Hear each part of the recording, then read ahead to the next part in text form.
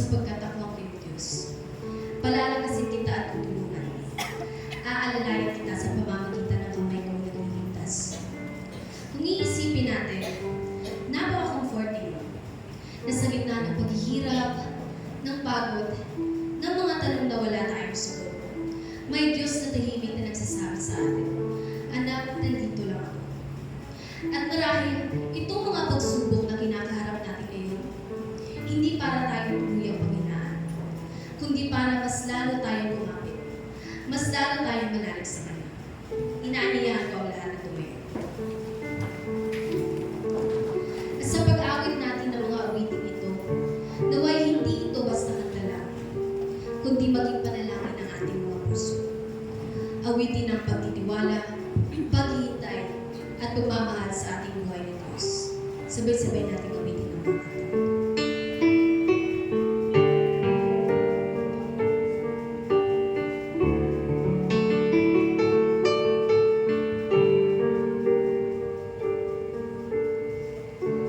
Kasama ka sa lahat akong paglalakbay, sa gitna ng araw sa kulong ng buhay, sa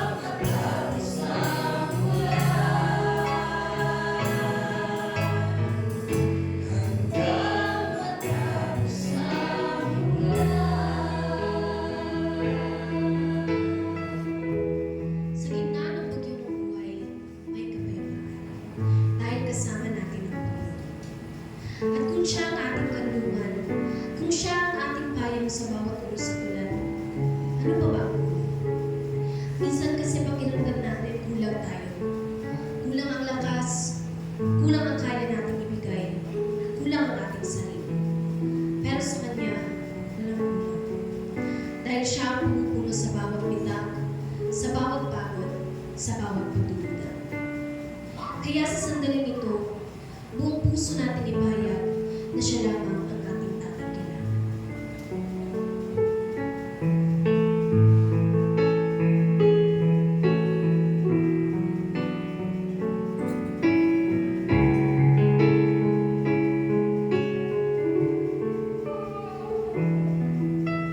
Kaya ko ba ibigay ang lahat kung sa sarili hindi na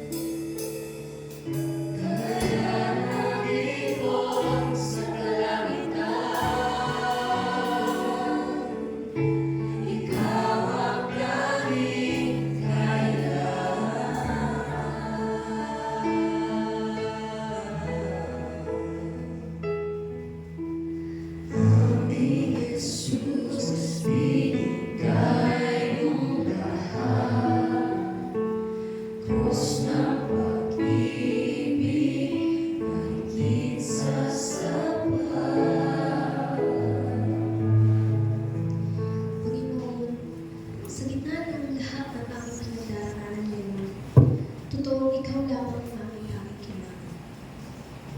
Sa iyo nawawala ang aming lahat ng takot at lahat ng pangamba. Ama, sa kabila ng mga pagsubok na aming kinakaharap ngayon,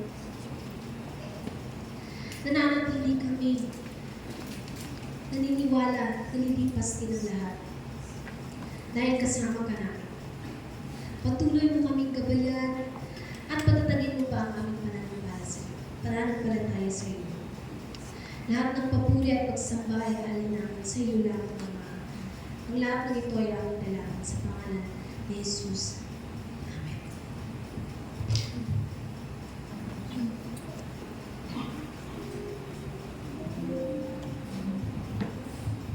Good morning, brothers and sisters. If you have your Bibles with you, ito ang buksan din sa Matthew chapter 4, verses 18 hanggang sa 25, and then looks with us at Matthew chapter 10. Let's read verses 1 to 4. Matthew 4, verses 18 to 25, and then we'll jump into sa Matthew chapter 10, verses 1 to 4. So, sundan niyo sa hilo. In Matthew 4, 18 to 25, it says, while walking by the Sea of Galilee, he saw two brothers, Simon, who was called Peter, and Andrew, his brother, casting a net into the sea, for they were fishermen. And he said to them, follow me, and I will make you fishers of men. Immediately they left their nets and followed him. And going on from there, he saw two brothers, James, the son of Zebedee, and John, his brother, in the boat with Zebedee their father, mending their nets, and he called them. Immediately they left the boat and their father and followed him. And he went throughout all Galilee, teaching in their synagogues and proclaiming the gospel of the kingdom and healing every disease and every affliction among the people. So his fame spread throughout all Syria, and they brought him all the sick, those afflicted with various diseases and pains, those oppressed by demons and epileptics and paralytics, and he healed them. And great crowds followed him from Galilee and the Decapolis, and from Jerusalem and Judea, and from beyond the Jordan. Now let's jump into Matthew 10, verses 1 to 4. It says, Jesus called his 12 disciples. To him he gave them authority to cast out the evil spirits and to heal every kind of disease and illness. Here are the names of the 12 apostles. First, Simon, also called Peter, then Andrew, Peter's brother, James, son of Zebedee, John, James' brother, Philip, Bartholomew, Thomas, Matthew, the tax collector, James, son of Alphaeus, Thaddeus, Simon the Zealot, Judas Iscariot, who later betrayed him. May the Lord God bless the reading of this word. Now please be seated. And now, brothers and sisters, we are so privileged to hear this singing song.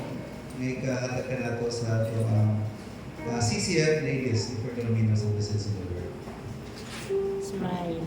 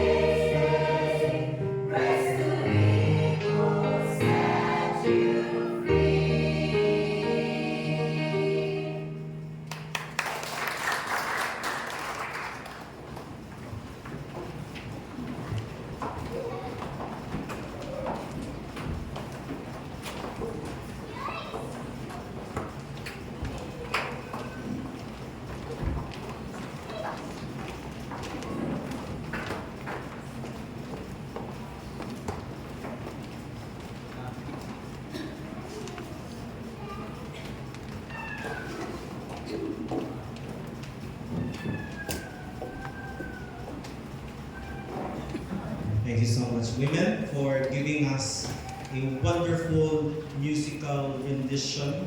And as you all know, ang bulan sa March is Women's Month. And that's why today, naabot sila yung special fellowship ang mga women after the service, no? After lunch. Karon, ganda kayo mga parents manipayon.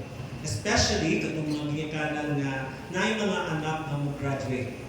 And na po yung mga anak na daghan na-achieve as they move up to the next level sa ilang pag-eskwela. So as we scroll Facebook, dito kita naon ng mga young people nga nakahuman, nga dito ilang smile, na yung mga nadawat ng mga certificates, and it's so good to see that they're doing well. So congratulations no, sa tanan ng graduate. There's a church na ay 5 nga mo graduates.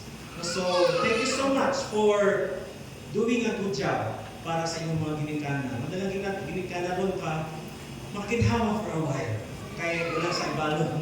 Ang timing po ng crisis sa oil, no, nga wala po ay kanang extra dugang sa expenses sa mga ginikanan. And sa mga nakahuman, maski wala man mo medals, maski wala man mo certificate, maski wala man mo trophy or ribbon, I want you to know that we are still celebrating with you. Because ang true goal sa pag-eskwela, dili man yun nga makasungkit yun ta og medals, the true goal is to finish well. So, congratulations po. So, i-post po itong mga anak ninyo na maski noong ba, i-post naman kung naikuan, may ribbon, kung may mga medals, kung alam, murang ilaw naman ang ilang Facebook. Be proud of them. Be equally proud of them that they made a good job na kumpleto, na human nila ang pag-eskwela. With that, I prepared a message especially sa mga youth na moving up or graduate karon. And this is also a reminder for parents and mga guardians na to prepare and guide your sons and daughters dili lang sa pag-achieve sa mga academic success, but also to align their lives with the will of God. Of course, dili na siya break sa atong series na Beyond Faith. Ang part 13 is actually a continuation because adunay lawong nga koneksyon ang panawagan sa Ginoo sa mga kabatanunan o sa iyahang invitation sa yoke ni Jesus Christ. So today's message is about young, called, and chosen. Finding your early yoke, or finding your yoke early. Let me state this, na ay krisis, dili lang sa oil, na ay krisis sa mga churches today, na gusto na akong i-highlight. What is that? The crisis of passivity and neglect toward God's calling among the young generation. A lot of people do not see that, but it is a crisis. If we find young people not anymore inclined ang ilang life to follow the path of God, to hear and listen and obey the path for the Lord, that is a crisis. Ibig sabihin, gamay na lang sa mga young people karon ang nag-respond sa Ginoo. Fewer and fewer young people feel the urgency or the desire to include God's purpose in their life's plan. And honestly, ang atuang kultura and the way parents orient them, no, ang mga mindset sa mga adults, dako kaayo ang na-contribute nila sa crisis. Naman, because there are some people who are raised and oriented toward worldly attention. They're leaning towards what is trending, what is viral, leaning towards harvesting likes and subscribers and hearts. In other words, the sa mga youth ngayon are seeking for world's attention rather than seeking God's attention. Secondly, they are raised and oriented in social acceptance. In other words, ang ilang confidence are based on social approval, to be in.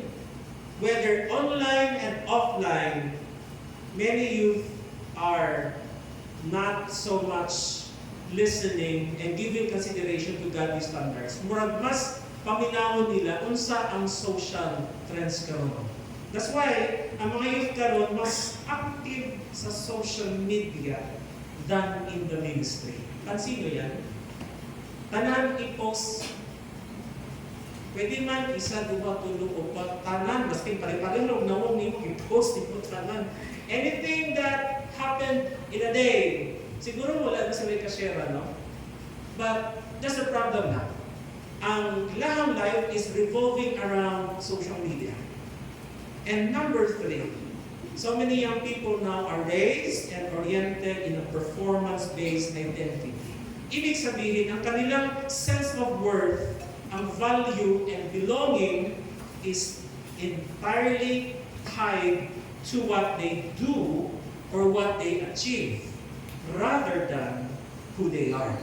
Parang ganito yan. May mga young people, they are raised in an environment kung saan ang pagmamahal, ang approval, ang praise are consistently attached sa kanilang grado, sa kanilang awards, sa kanilang medals, and achievements. And they began to internalize a dangerous equation. Anong na-realize nila?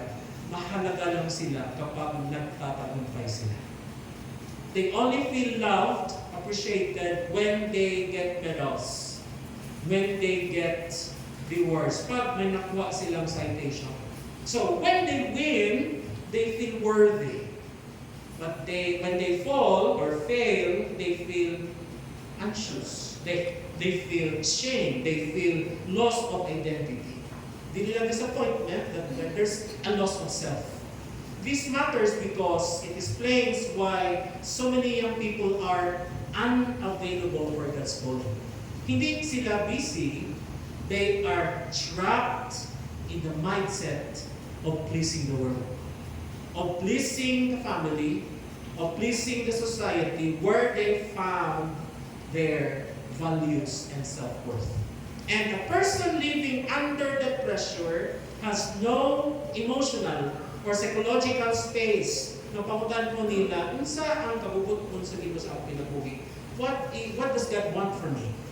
Because the question that already exhausts them, kasi yan ang yan ang orientation ng mundo sa kanila is, am I enough yet? Sapat na ba ako? That's the quite danger sa performance-based identity. It doesn't just crowd out God, it replaces gospel logic na mahal ka kahit ano pa pa. But here in the world, they have to prove themselves in order to feel accepted and loved. That's a quiet danger sa performance-based identity. And lastly, may mga cultural expectations. Ang mga kabataan ngayon, they are dictated by social norms and conventions that rather than searching for God's ideas. In many Asian culture in the country, kapag ng Pilipinas, ang academic success is tied to family pride and honor. And so, achievements like medals, honors, and awards are seen as success and dignity. No, I have classmate na pressure siya kay iyang mama, doktor, iyang papa, doktor, niya, papa, doktor, ka. Yan, dili man na niya gusto. So, lisod kaayo, dapat ma-achieve niya ang na-achieve sa parents. Munang pressure na nakuha nila. Example sa country nga grabe ang pressure sa society is South Korea, where the pressure to excel is world-renowned. Naay kultura ang Koreans, ginatawag na Hapwon culture. According sa study, 80%, nearly 80% sa students, they participate sa Hapwon. Saan ang Hapwon? Ay private after-school cram school.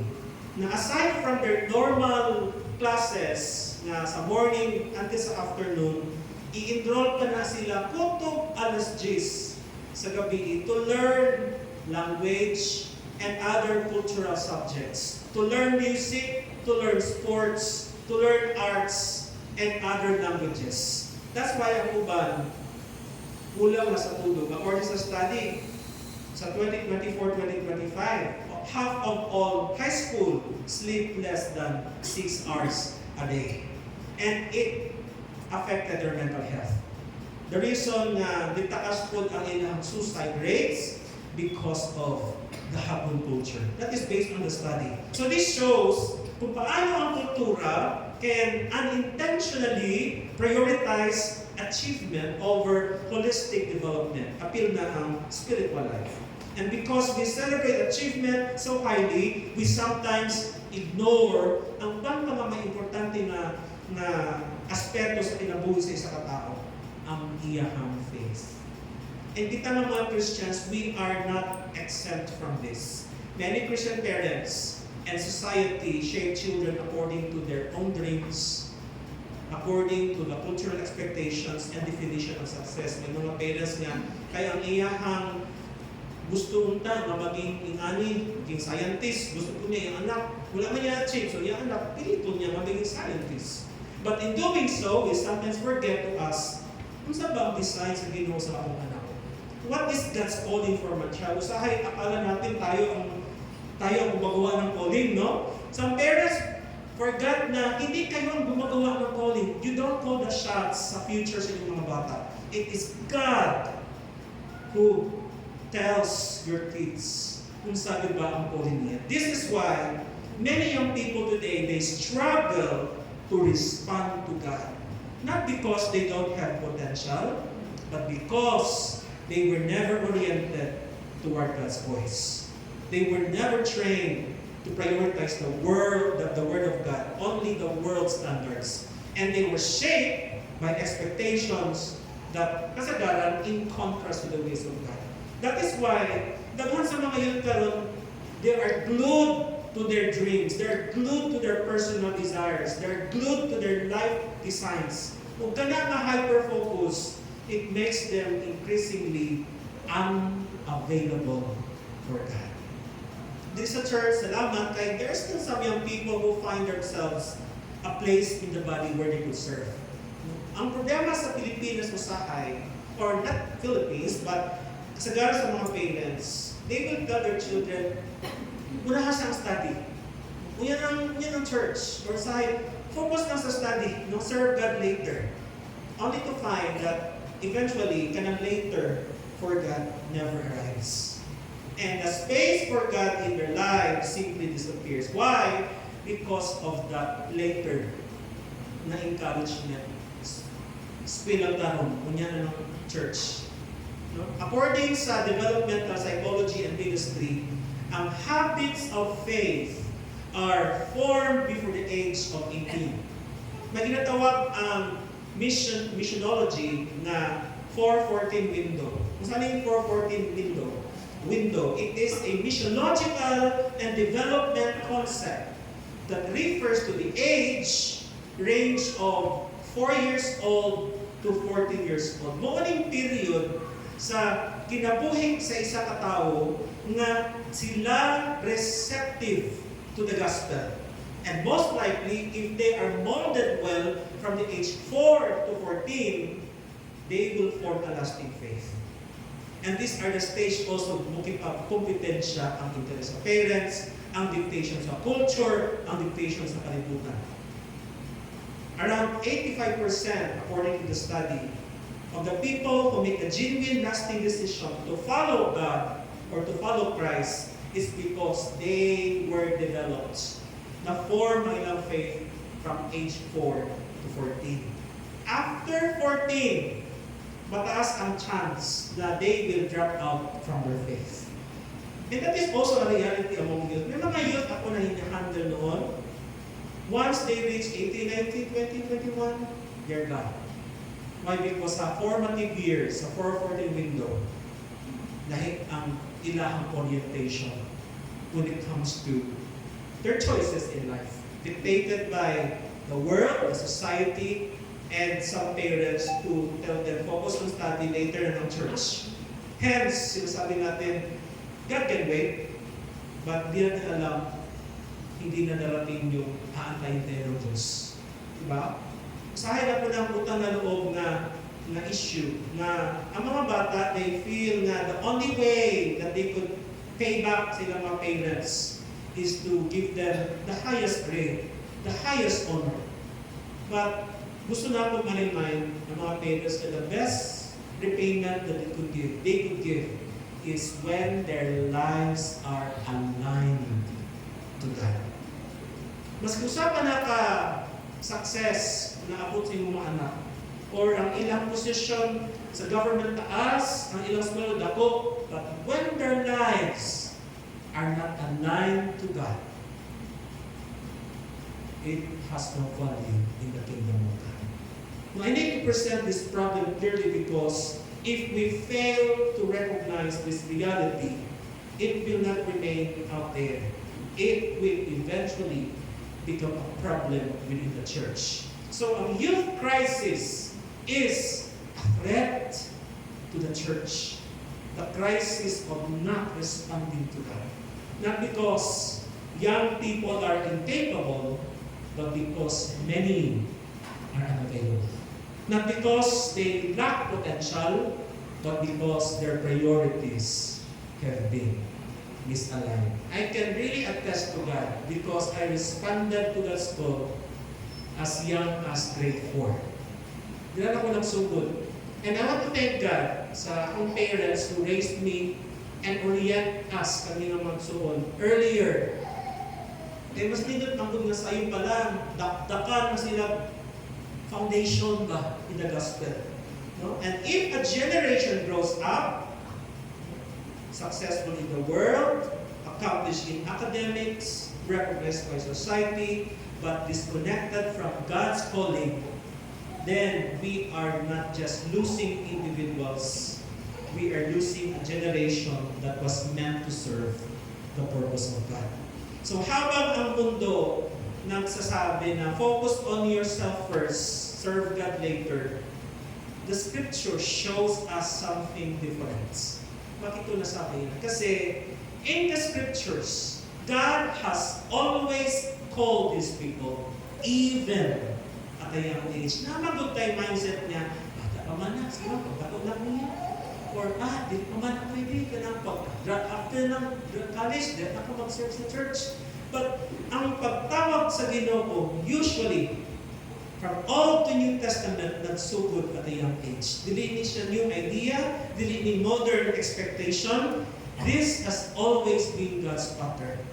Again, parents and adults and sa mga young ones, ang calling sa Ginoo dili nagsugod sa bracket nga ginatagna sa kalibutan na pag age 21 it starts at a young age.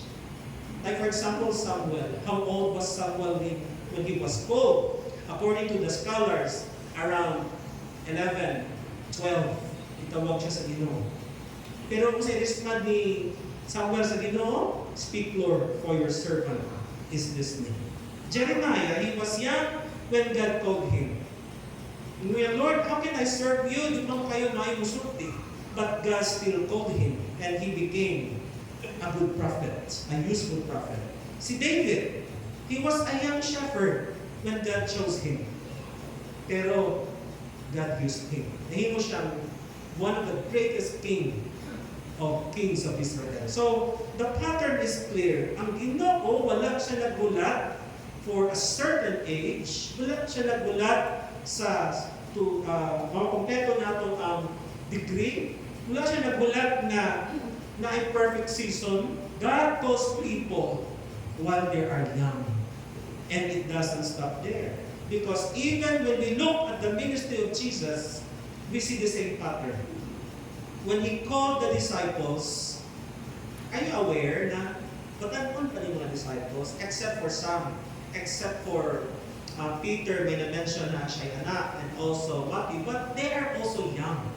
They were not called at age 50. Ang panawagan sa Ginoo, ang mga disciples, yung mga young, magbaktas good sila.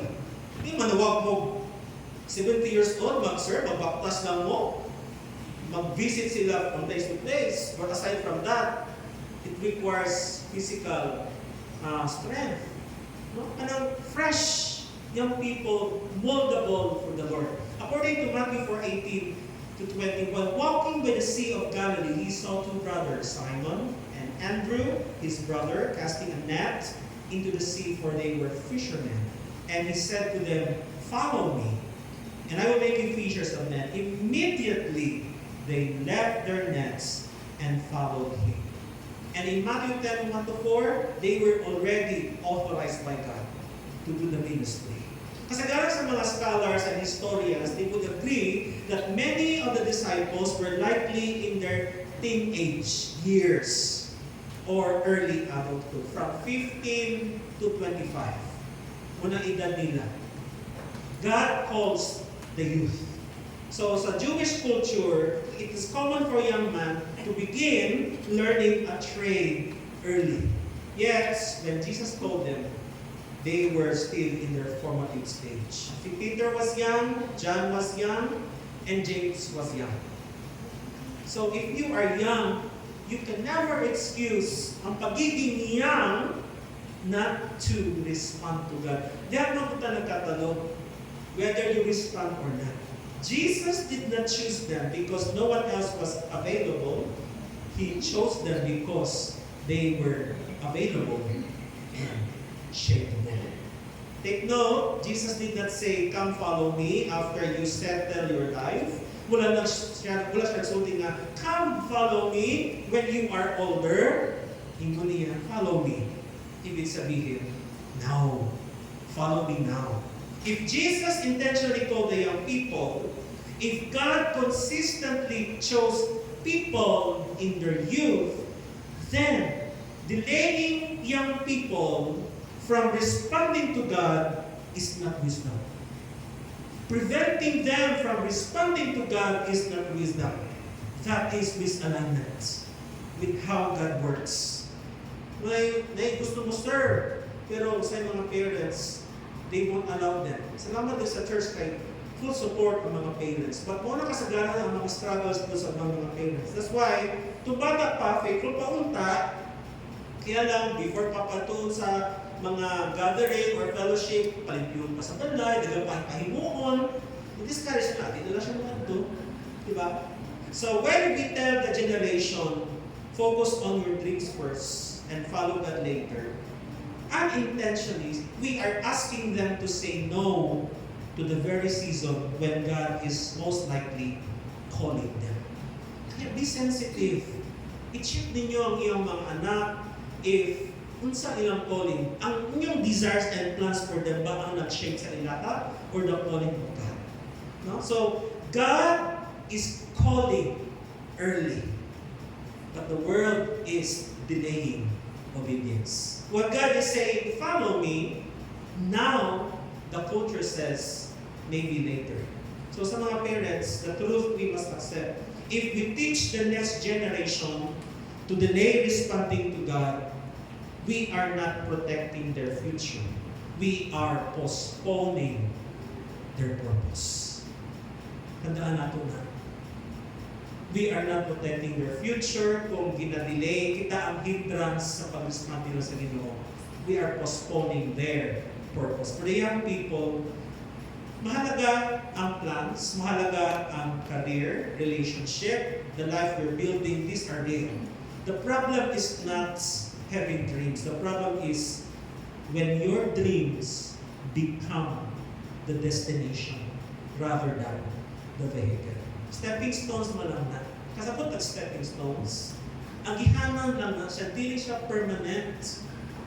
Ang gihanan lang.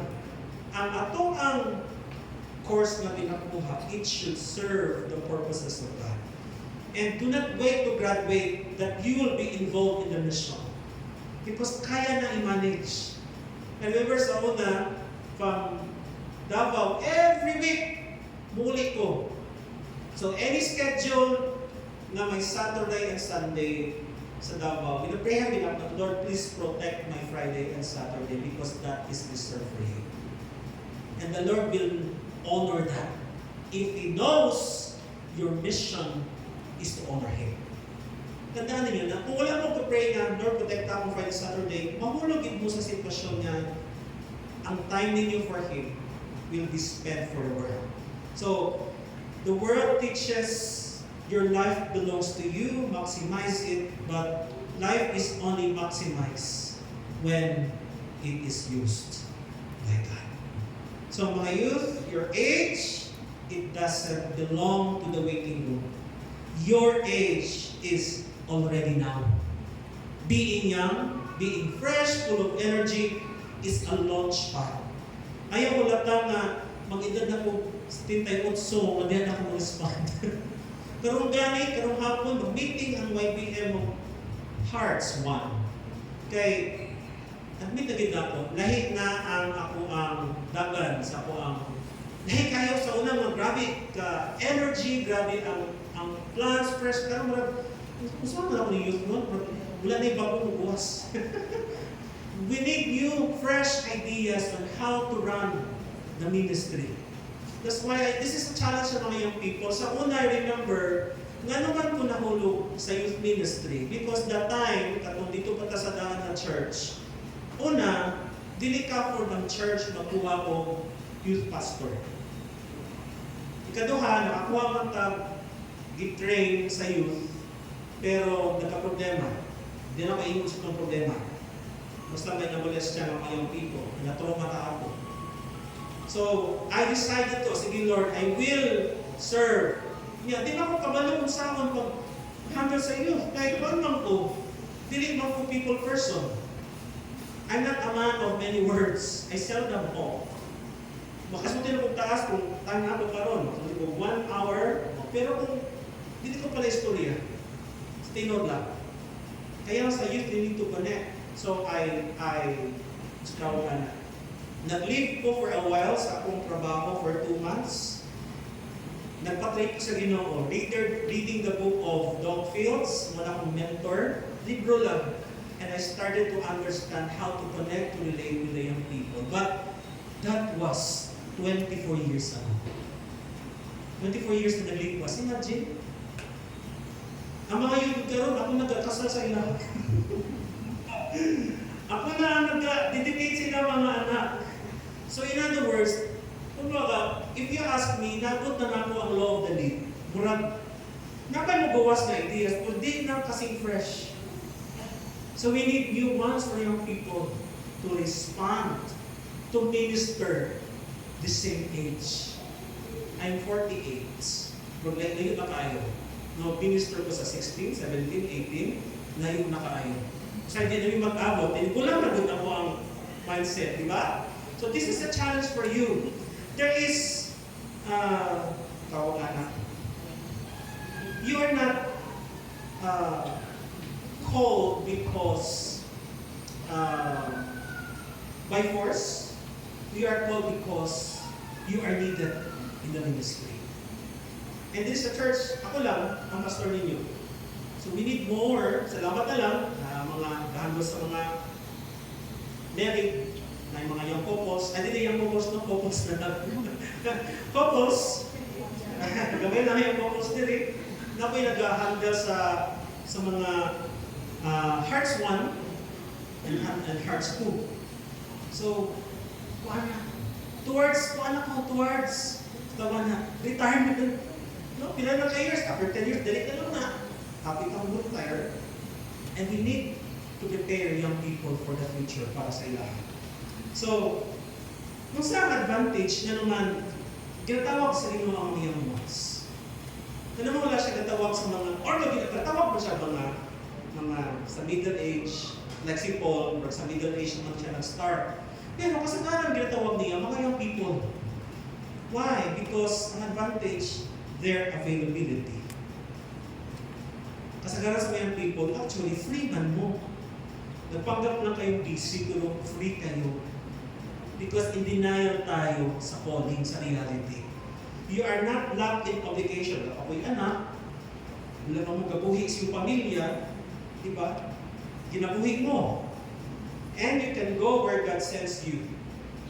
There are places that you can go that the older ones cannot go.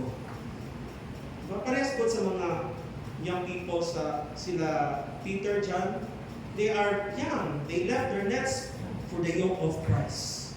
They left their nets for the yoke of Christ. Why? Because they made themselves available. Wala masyadong attachments. Pangalawa, teachable. Mas madali i-train ang young people. Mas lisod, magtulog, tigulang mo That's a reality. Ang older ones, na po sila sarili na form na preference, lisod ka ayaw i-unlearn for them ang dapat i-unlearn. Nakaporma sa ilang batasan, nakaporma sa ilang preference, mas dali tuluan ang young people. God can shape you, young people, faster. Why? Because you are soft. Diba ang kahoy, kung gusto niyo mo i-bonsai, magsugod na siya sa young na tanong. Kay bendable man. Pero kung tigulang, lisod, di bakliot, kay naporma na. Second, third, flexible. Ang mga young people, they are adjustable. They can easily adapt. Dali for them to absorb ang mga teachings. The older we get, the heavier the cost of pivoting. Okay? Daghan sila i-unlearn.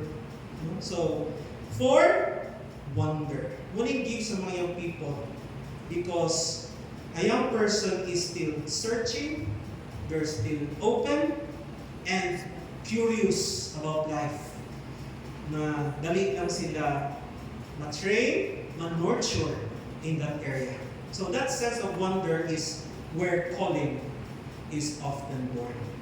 So, ang turning point nato ang karon. Before we go any further, I want to bring two passages together because may connection eh.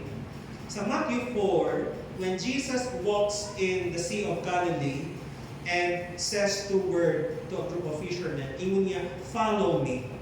And immediately they left everything and followed him. And in Matthew 11, Jesus opens the same invitation. And this is not just for the disciples, this is also for a wider audience, kapil ng tanan. Matthew 11:25, ang iyang invitation, "Come to me, all who you labor and are heavy laden, and I will give you rest. Take my yoke upon you, learn from me, for I am gentle and lowly in heart, and you will find rest for your souls. For my yoke is easy, and my burden is light." Kanino to sinasabi ng Diyos? Not only to the 12 disciples, He was speaking to a crowd. To those who are weary, to those who are burdened, to those who are confused, searching, anyone carrying a heavy load. Pero ang kagandahan lang sa theological connection nito, ang invitation sa Matthew 11 is the same invitation that formed the disciples in Matthew 4. Because the disciples were simply people who heard the invitation, who responded to the invitation, and chose to follow Christ. So sa Matthew 4, Jesus says, "Follow me," and the disciples respond. In Matthew 11, Jesus says, "Take my yoke." And now, the invitation is open to everyone, especially sa mga youth. The call that made disciples is the same call being offered to you. So, Matthew 4, Matthew 11, following Jesus is taking His yoke. Taking His yoke is following Jesus. They are the same thing. They are described from two different angles. Pareho anak sila. If you decide to follow Him, you should decide to take His yoke. Ano ang timailhan na obedient ka? You follow Him. And you take His yoke.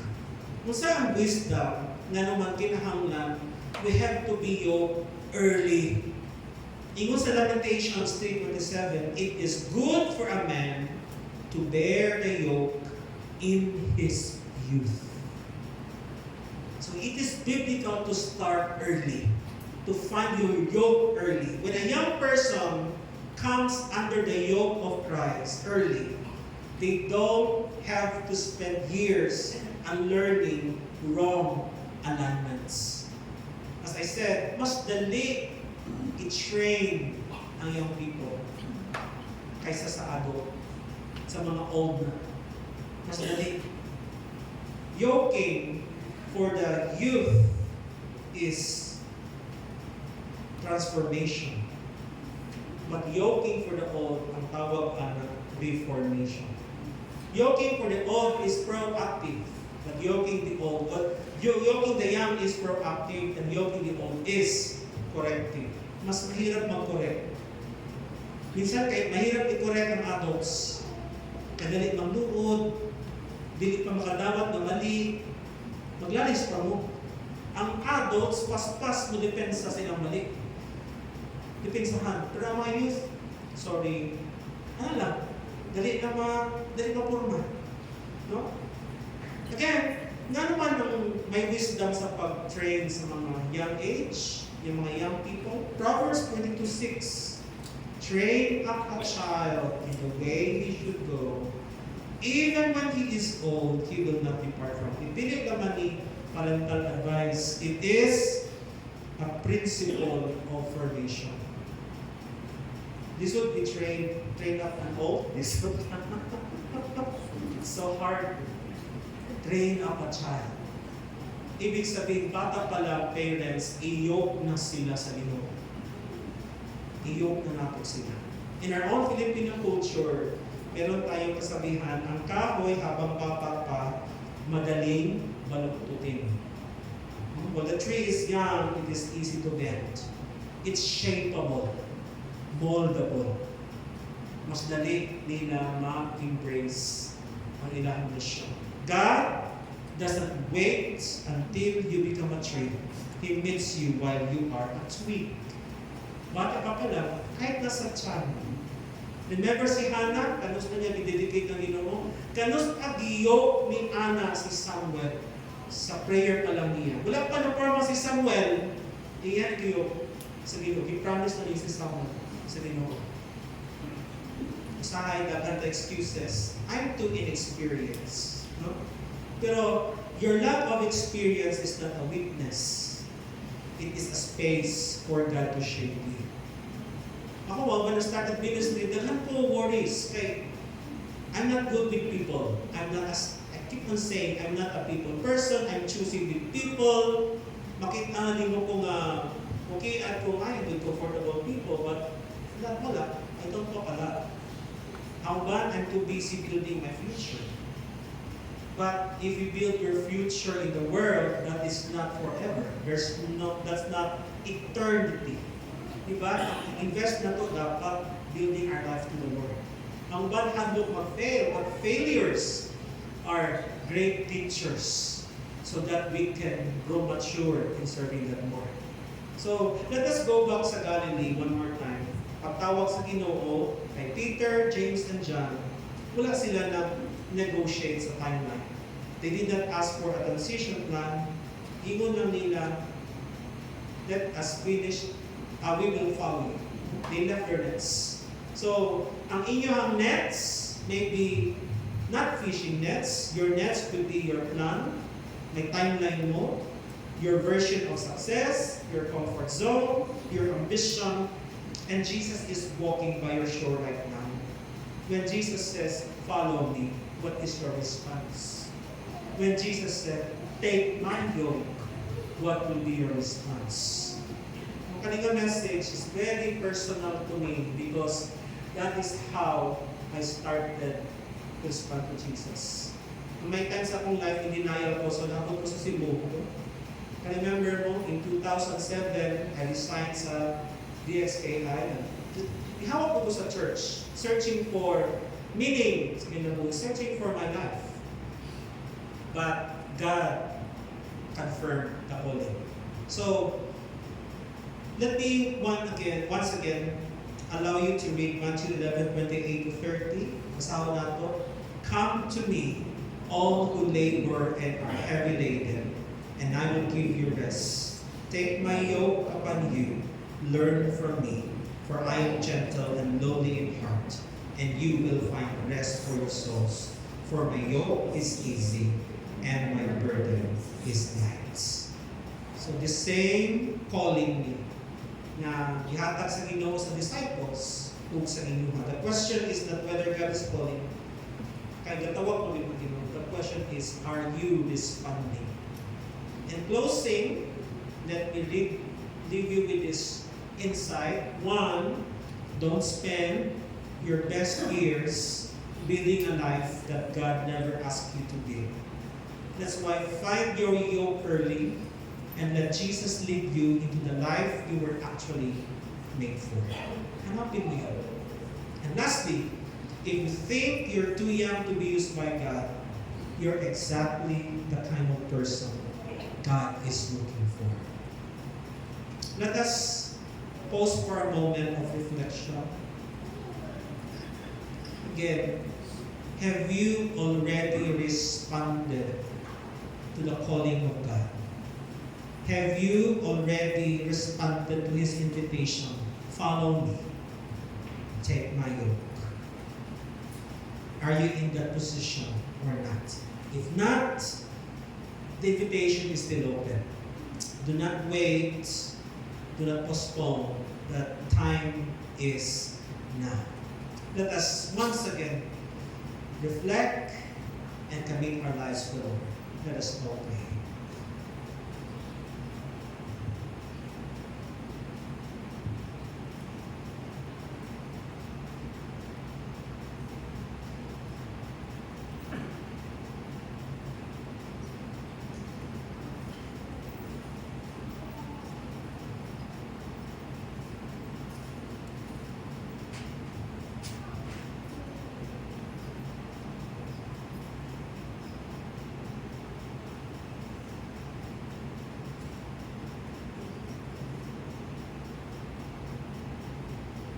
Forgive us, Father, for ignoring your calling.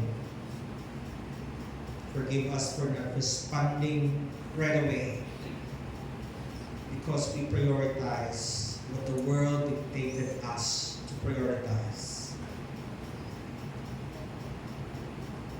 Thank you because the invitation is still open. And we want to spend the rest of our lives spending it for your use, not only for our benefits. Help us always to see where your hand is leading us.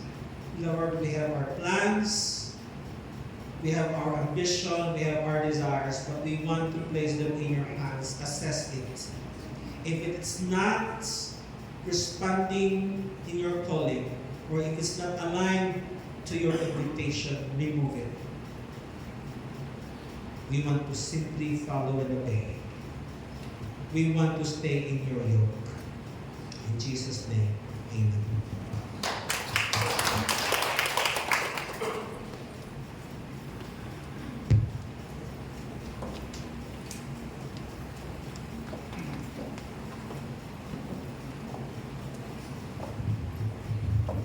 Dalayan ko na itong mga Diyos for that very significant and timely message sa ating tanan, especially itong mga kapag-aaral. No, one that struck me there is that you building something that is not deep validation worth it. Very devastating kay siya. So it's really good to build our future in the Lord. So thank you for this, Pastor Jude. So kita na bless. Amen? Amen. Praise the Lord. So kung kayo sunan, sa presentation of best guys and free. We read the passage to this in Matthew 6:19-21. Again, don't store up treasures here on earth, where moth eats them and rust destroys them, and where thieves break in and steal. Store your treasures in heaven, where moth and rust cannot destroy, and thieves do not break in and steal. Wherever your treasure is, there the desires of your heart will be also. Nagsunan karon ng time ng ilang kahaters to mga tayo offering. May I request 3 more servant leaders to please pass it out to your voices.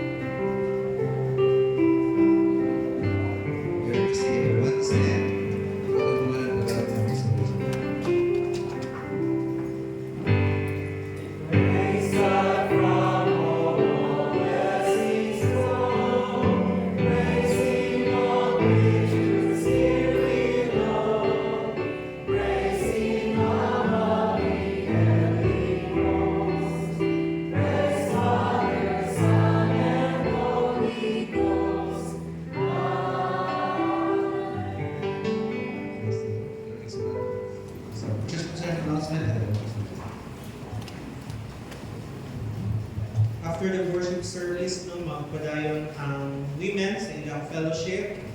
Hearts One, as I mentioned, and YPM, napunta tayo lunch fellowship para sa meeting nato for the year 2026 pang mga plans. And I also encourage everyone to join our prayer ministry every Friday, 6 in the evening. Continue to be sensitive, no, sa mga nagkakahitabo sa atong palibot. And take it seriously. Pray with sincerity sa mga nahitabo. Dili joke ang oil crisis. And so this is the time that the Lord wants us to really trust Him and see what He will do in this crisis. We will rise, and for the last time we will sing our closing song, Everlasting Love.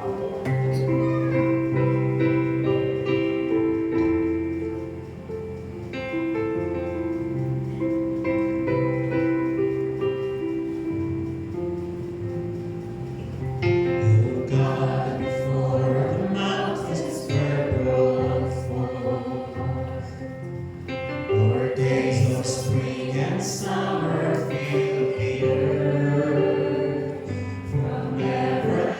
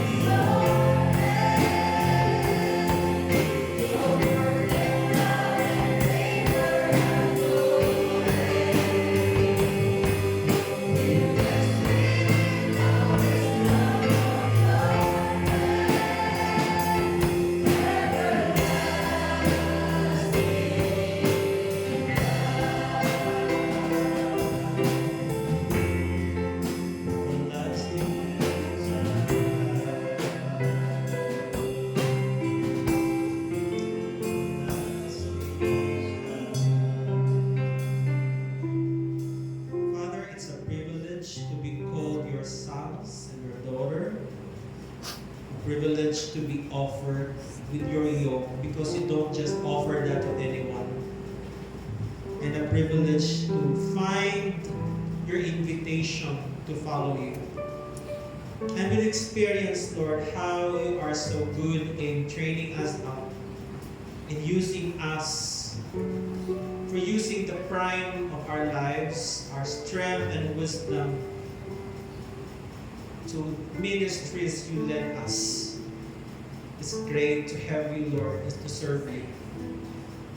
And habang kami towards retiring ang mga kinabuhi, we're still thankful because may naandam na ka ng mga tao who will take over in the future for our church. But while they are still young, may they find the joy of serving you, of responding to you, and take their responsibility.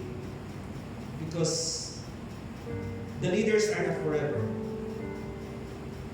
While we are preparing ourselves to work in the background, we are happy to find young people who will stand up and serve you and take the lead. And the same God who led us, the same God will lead them to bring us to the path you want us to follow. Thank you once again, Lord. The yoke is easy and the burden is light. Thank you for inspiring us once again today and for assuring us of love, acceptance, guidance, and strength.